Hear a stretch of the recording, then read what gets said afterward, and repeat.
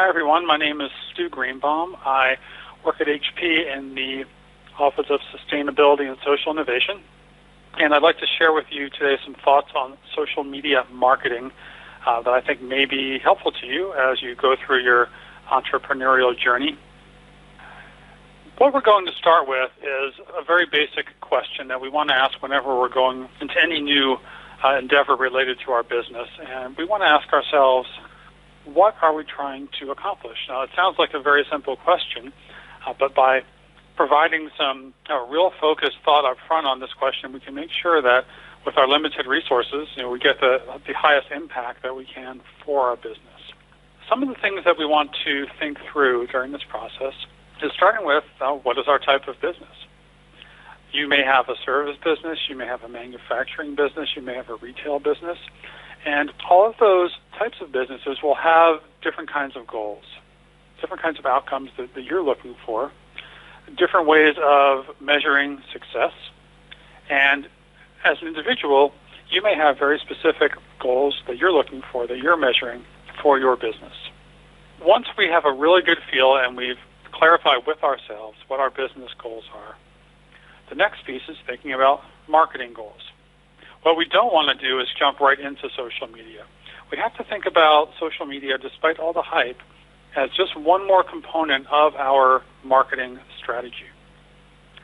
When we think about our marketing goals, we want to consider such questions as, who are we trying to reach? Who do we want to engage with? Who is going to buy our product or service? What kind of awareness do we want to generate in the marketplace? Lots of other questions that we can put some very clear goals around. And once you've done that, and you've created an overall marketing plan that really focuses on your highest priority goals for marketing, you're probably going to find that social media will play a role there. Social media, if you're not familiar with it, you may be familiar with platforms like Facebook and LinkedIn and Twitter and many others. That's what we consider social media. The part of the internet that allows a very great amount of interactivity between people from all over the internet. You're probably going to find it very likely that social media will be important to you, but the first thing we want to think about is, coming back to our marketing goals, what do we want to do with social media? How will we measure if we're successful? Measurement's going to be really important because it's very easy with social media, like with many other types of technologies, to get kind of trapped in the day-to-day usage of it and the fun of it and not bring the results back to business measurements. And part of the reason that is so important is with social media, I found that experimentation is real important. What you probably don't want to do is come up with a very large, structured, long-term plan and execute on it without being flexible. Because some things will work and some things won't. And as you go through an experiment and learn, you'll want to change your approach, change your platforms, whatever it might be, to make sure that you continue to learn and you continue to change what you're doing to meet the feedback and the measurement that you're getting from out in the marketplace. One of the first things you want to do before you jump in is, first of all, study your customers. When thinking about social media, it's really important to understand where our customers and our potential customers like to hang out on social media. Because if we are communicating a message via social media to a place where our customers or potential customers don't come online to participate, then we're kind of wasting our time. So we need to figure out where those folks like to interact and participate on social media. And also competitors, because we can learn a lot from our competitors about what they're doing right, what they might not be doing right. And also other businesses that may have a lot in common with yours that are not necessarily competitors, but you can learn a lot from what they're doing right or not doing right, and make sure that you don't reinvent or make the same mistakes that other people are doing. So build on the experiences of others. Finally, resource constraints and focus. We want to make sure that we're very focused, coming back to the top of our slide, on all those elements so that we maximize the investment and the results that we get from our social media efforts. Let's talk about some social media sites. As you can see from the graphic on the right, there is no shortage of social media sites on the internet, and more seem to be being created every day. Don't be overwhelmed by the large number of platforms that are out there. We can kind of categorize most of the social media sites on the internet into a couple of big buckets. First are what I've called the big three, mainly by numbers of subscribers and worldwide reach: Facebook, Twitter, and LinkedIn. Now, you may have been told by people, oh, you need to have your business on Facebook or Twitter or some other platform. But one thing we have to be careful of is we come back again to the questions on the previous slide, and we get really precise on what we're trying to accomplish and where our customers are. If we can find that many of them congregate on Facebook or on Twitter or LinkedIn, especially LinkedIn is especially good for business to business, then those are the things we want to investigate. Before you come to a decision on whether you're going to use any of these big three sites, it's really important that you spend some time getting to know them, getting to know what they're good for and not so good for, and then observing behavior of your customers and potential customers on those platforms. Independent of your specific social media campaign for your business, it's probably really important just for your visibility in general and your familiarity with social media marketing to at least have a small presence on all three of those sites. Next, we're going to talk about some niche sites. These are sites that are not quite as wildly popular as the big three above, but they have a lot of potential to be of great assistance to you depending on if it makes sense from where your customers are and where they like to come out and play on social media.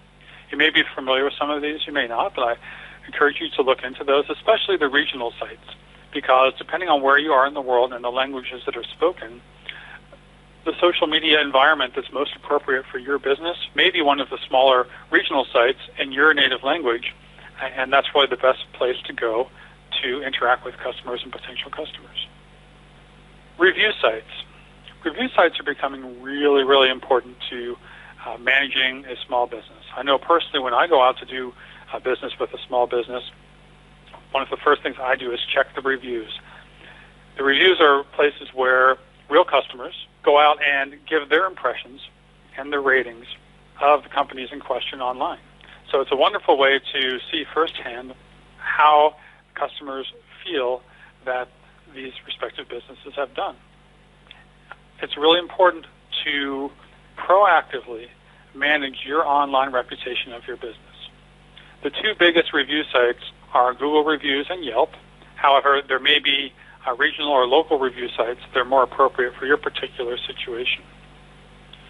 One of the most important things you can do, besides making sure that the content and the information describing your business is important, is to make sure that if there are any customer complaints or feedback, that you answer them promptly on the websites.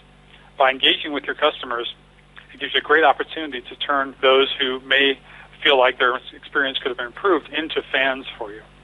It's also real important to make sure that your best customers, those who are always delighted with your service, go out to these review sites and leave good reviews. And there's lots of creative ways that you can come up with to incent your customers to do that for you and be very helpful for you. Finally, advertising.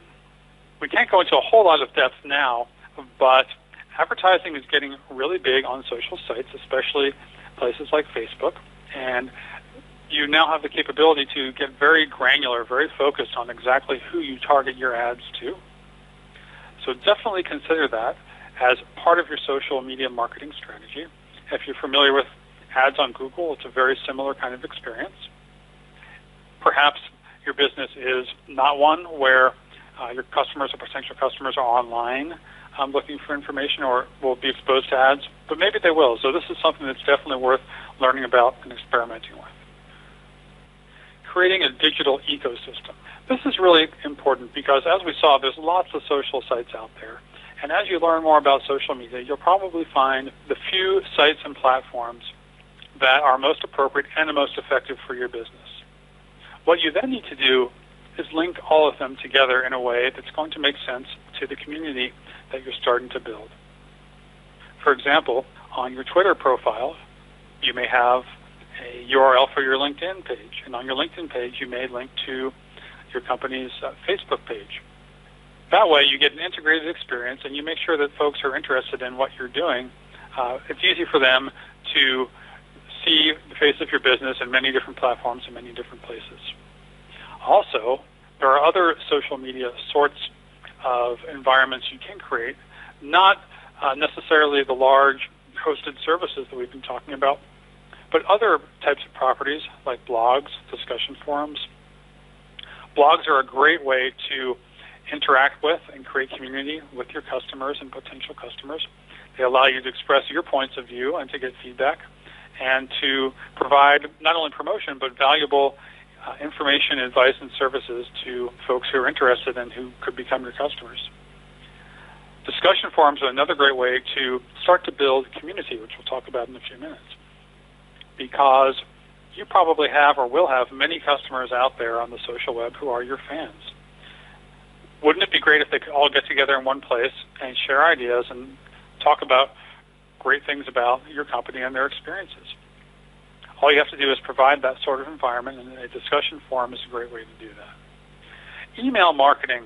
In the social age, frequently email, good old-fashioned email, gets discounted in some ways as not being high-tech enough or fancy enough, but it's actually a very, very important way to integrate all of your social media messaging, especially because the email inbox, as you may have noticed, even with all the social activity that you may do on the web, is still a central place where you receive messages about all kinds of things going on from throughout the internet, from all the different activities you're involved in. And frequently, it's the best way to get a hold of people who are interested in what you're doing and what you're selling and providing, but may not have the attention to be able to check all of their social sites on a timely basis. Of course, the biggest risk with email marketing is having your messaging being perceived as spam. So you have to be really careful, really judicious in how you do it. But I highly recommend you consider email marketing as part of your social marketing plan. Connecting everything together, as we talked about earlier. You want to connect it all together and do so in a way that is not going to create too much work on your end, because we want to be really efficient. You want to spend most of your time making your customers happy, running your business, and not necessarily administering social media presences. So the more you can connect things together, rationalize, and consolidate, the better. Finally, focus and consistency are going to be very important. With your limited time and resources, and we all have limited time and resources, if you're not focused, you will probably not get the results that you want. One of the toughest parts of social media marketing is there's so many cool things that you can go and try to do. Just picking the 1, 2, or 3 things to experiment with can be kind of hard. But that's probably the best way to get started, is to get that kind of focus and then move quickly and be consistent. This is a really important point, too, because if you're having messaging being created and social presences on different properties, you want to make sure that the feel of the tone that your community and your customers are getting from you is consistent across all of these. You want to make sure that the voice that they hear from you is authentic and consistent, and that will help build your brand and build relationships with all of these folks. Let's talk for a few minutes about community and promotion. This is kind of the next step about getting our social media marketing going once we have built the basic foundation.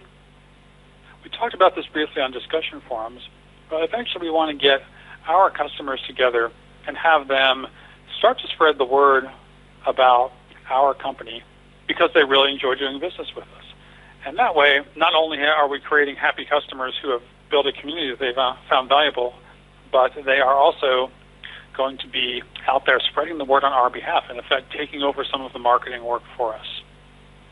And it's all about building relationships, because if your customers are delighted with the product or service you provide, they want to have a relationship with you and with your brand. And they also want to have a relationship with other people who have also been very satisfied with your company, because frequently they will have a lot in common with those people. And we're always looking for connections who can become friends and business connections, and one of the best ways to do that is through people who have expressed similar interests and preferences. This is a great way also to delight our customers, because when you think about your competitors, even if they're providing a very similar product or service, they may not be providing an online community where fans of your product or service can come together and create a great place to meet new people and have fun and make friends, and that gives you an advantage over the competition. Once you get a community going, Community management and creation it's a very large subject, so I encourage you, if you go down this route, to do some research about best practices on how to start and maintain a community. But managing feedback is really important.